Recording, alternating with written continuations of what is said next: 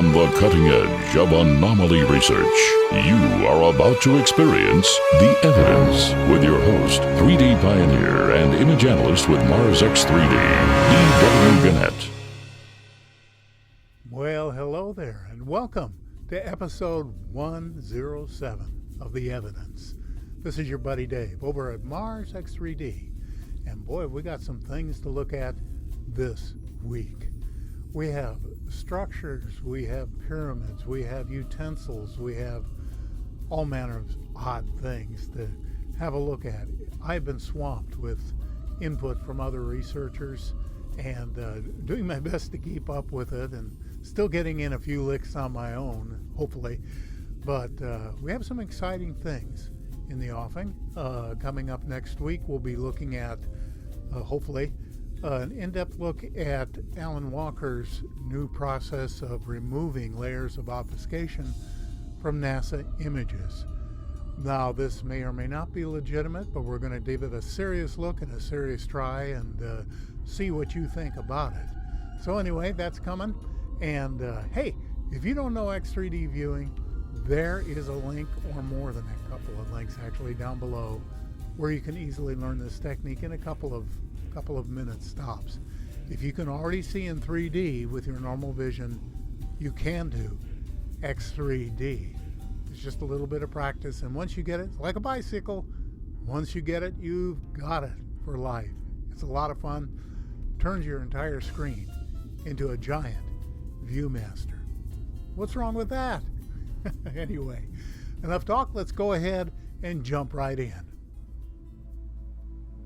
I wanted to start out today with something a little bit different. This is a beautiful fractal stereogram done by a colleague of mine, William Turner, at the National Stereographic Association, and I just thought he did a wonderful job on it, so I thought we'd use this as a kickoff before we really get serious. Longtime researcher Sarah Runcie has been discovering some very interesting things lately and sharing them with us on our Facebook site. Here's one that she pulled out of 1387, a Gpan by K.Laney. There it is, inside the target. I like this one. Now, over on the left, you have a cubical structure with a lid on it with regular indentations and a little square area with a circle in it on the back and a handle in front. And then between the cube and the two parallel plates, you have what looks like a hinge, some kind of bar that's cylindrical, and well, it's in the right place to be a hinge, isn't it? And then, of course, the two parallel plates that are roughly the same size and appear to be the same shape and look to be the same distance apart. So my take on it, well, I think it's mechanical in nature. And then you've got that round piece down on the right. I don't know if that's just another rock or that belongs with it, but all in all, a really great find. Here's another one from Sarah, and it's inside the green target. It's just a small piece, and it's probably no more than 10, maybe 15 feet away from the rover. So it's not a big piece, but it has some interesting details. You can see that I punched up the sharpness a bit on it so you could see the detail on this rock, and maybe even the one in back of it. But, you know, look at the circles. Look at the right angles. What's that all about? I'm curious, are there any geologists out there who could explain what kind of erosional process creates two 90-degree angles? As we move into the breakup point here, you can see details that really shouldn't be present in natural weathering, at least as far as I know. I believe that these are carved, intentionally carved. And what this was a part of, who knows? I have no idea. It's a small rock. Maybe it was part of something decorative at one time. And the fact that it's fractured on the right side and the carving's all worn off on the exposed white side, you know, before the dark part of the rock. It makes me think that this was buried under the surface for a time with just that white part exposed. and the brownish part exposed, and that something came along and turned it over and revealed this part that hasn't been worn away. But we won't know till we get there, will we? Here's a real mystery object that my friend Maria Conceicao Coelho, I keep trying to get that name right, shared with me just this past week. It's so strange. Let's move a little closer and have a look. This is just bizarre, isn't it? You know, it kind of looks like a seed pod, or I don't know, an egg casing. Hard to tell what it is. I'm not aware of any mineral deposits that make anything like this. I mean, I'm open to ideas. If you can find one on Earth that shows similar properties, yeah, send it to me. Those concave surfaces on the top and that lighter colored material that surrounds it and encases it and almost seems fused to it. It's almost like it was a fossilized seed pod. I don't know. Anyway, Maria did it to me again. I'm going to show you something in a moment from Curiosity 1100, but that Rami found. But you know, that reminded me of this Hex Block that I found many years ago in Curiosity 1100. So I thought, as long as we're in 1100, let's have another look at this one. So here we have a 6-sided block with parallel lines engraved around the middle portion of it. And, you know, we know that basalt will sometimes cool into hexagonal columns. We said that all over the world. And, of course, this could be basalt, even though it looks a little sedimentary to me. And, but I'm not aware of the basalt columns breaking off in perfectly level tops like that. Nor have I ever seen any that have parallel lines engraved around the middle. So is this natural, or is it something that was made? Well, I kind of lean towards the manufactured idea that it was part of a column at one time. That last one from 1100 was a NavCam image, and here we are with a MastCam image from 1100, right MastCam, and of course this pyramid is rather well known, and Rami did a very nice job of rendering it, so I'm going to let you have a look at that. Isn't that nice? You know, we have a beautiful step pyramid, and it's got a square base, doesn't it? You can see the 90-degree corner facing us, and the block structure coming out in the shaded side, and then the step pyramid ascends, and, well, kind of hard to imagine how wind can create something like this. Of course, this joins the panoply of innumerable pyramids that we found on Mars, and maybe on coming up at the end of the year, I'll do a best of, and there'll be a whole section on pyramids where you get to see all of them in 3D. Anyway, very nice job and a great find by Rami Bar Ilan. While I was digging around in 1100 looking for Rami's pyramid, I came across this one that had not only a pyramid but a bunch of structures in it. Now you can see the step pyramid, another one, inside of the white box, and off in the distance in the green box are a series of structures. Now these are a long ways away, a couple kilometers at least, and so it's going to be a little bit blurry as we zoom in, but it's worth a look. And we have another step pyramid, and it obviously has seen better days. But look at that white line on the left side. Now this is just speculative imagination, but it kind of does look like a staircase going up to my eyes. And if you count down 1, 2, 3 from the top ranks, you can see pillars in that rank as if it was a portico, and the ranks above it appear to have little doors or openings in them. So how many there are on Mars we don't know, but we keep finding them. Now let's take a look at those structures up on the hillside.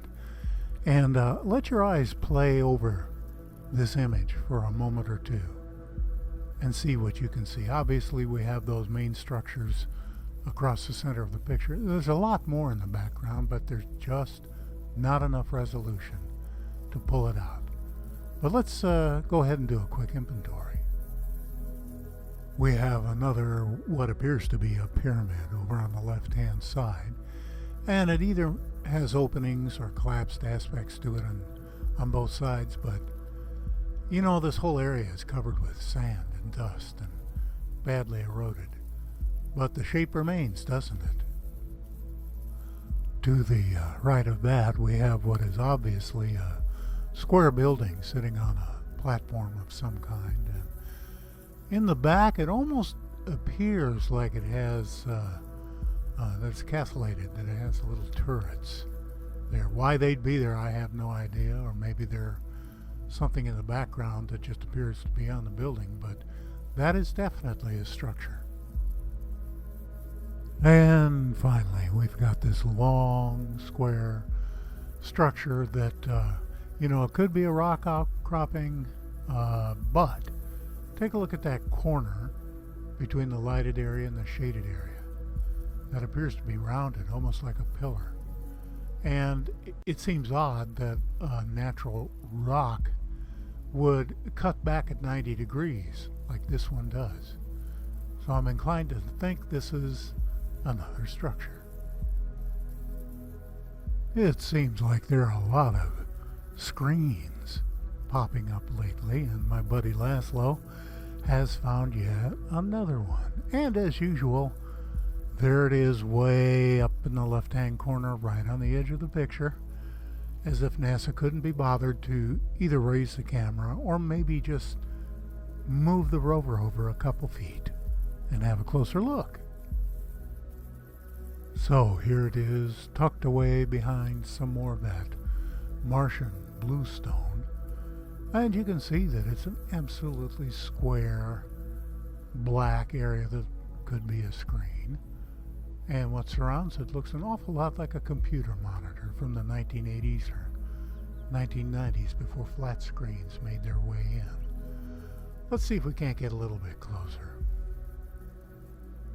So even zoomed in this much, it still holds true, doesn't it? I mean, it doesn't look like anything except what it might be, which is a computer monitor. What's that doing on Mars? I don't know. Is it something else? Probably. But we have no idea what it is.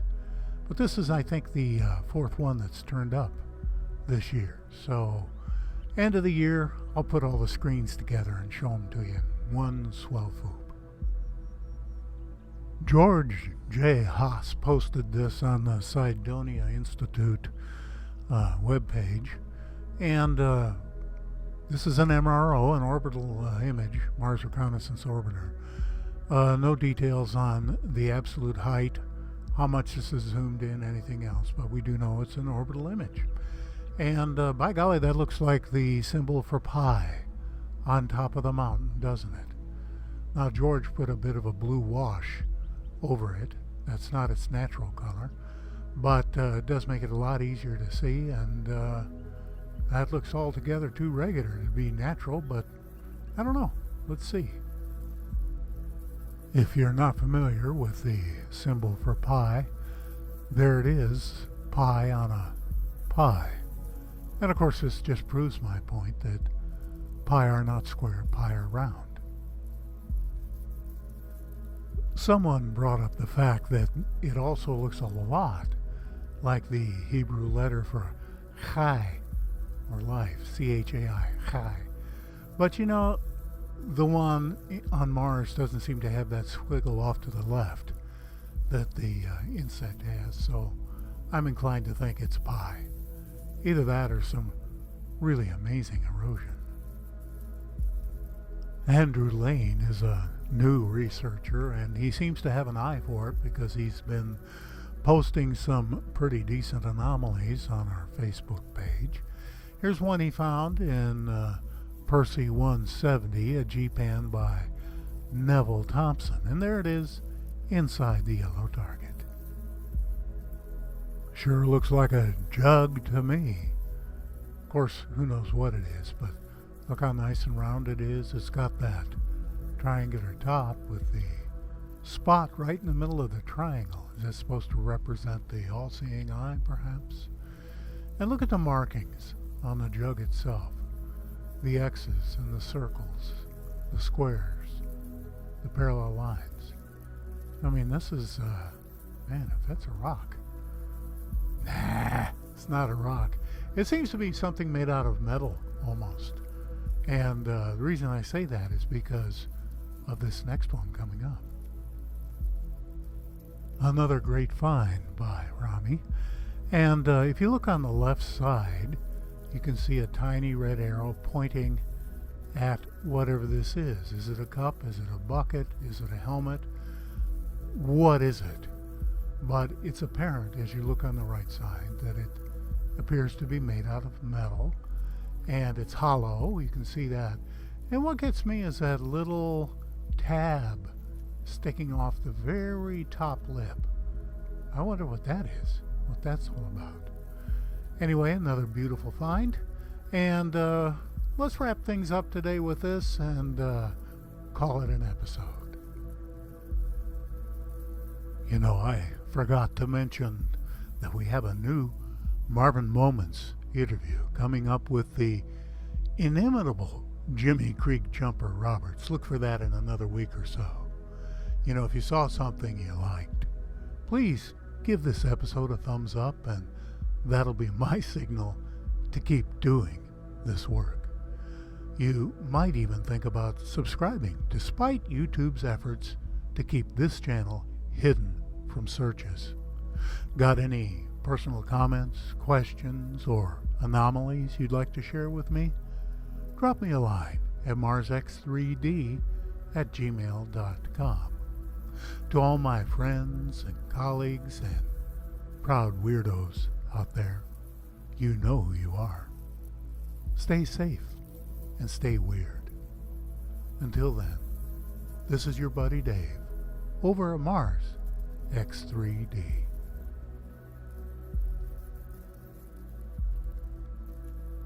Be well.